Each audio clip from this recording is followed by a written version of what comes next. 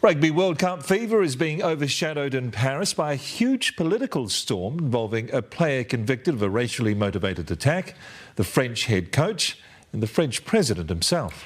It comes just as World Rugby was busy pushing the concept of inclusivity. Europe correspondent Lisette Reymer reports.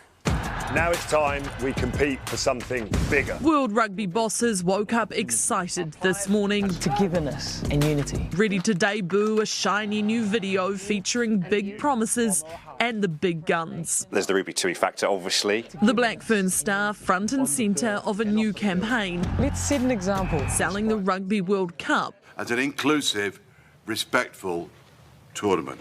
But it was a tough sell today of all days, with a storm erupting over the inclusion of a convicted racist in the French team. Lock Bastien Chaliero has been called up as an injury replacement, despite being handed a 6-month suspended prison sentence for a racially motivated attack on 2 former players in 2020. Are you comfortable with a convicted racist taking to the field during this tournament? Yeah. He has always denied any kind of a racist statement, so we should leave justice playing its role. French politicians want him stripped of his World Cup cap, but as he is currently appealing his conviction, tournament bosses are grinning and bearing it. That presumption of innocence continues because of the appeal that's taking place. So we have to respect that process, but yeah, absolutely no place for discrimination in our sport.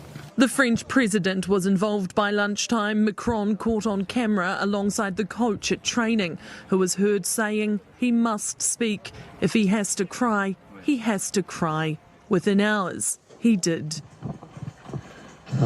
I am not a racist, the 31-year-old said. Rugby is a union of many communities, and that's the beauty of the sport. Tournament organisers are adamant this World Cup will leave a positive social legacy. Global participation in the game increased 11% this year. But for that growth to continue, World Rugby knows the sport must be safe, inclusive and sustainable. Doesn't matter what your background is, what colour you are, what religion, that actually when you put that jersey on, everybody's the same. It's New Zealand France will meet first this weekend, and interest in Thursday's team namings is now supercharged.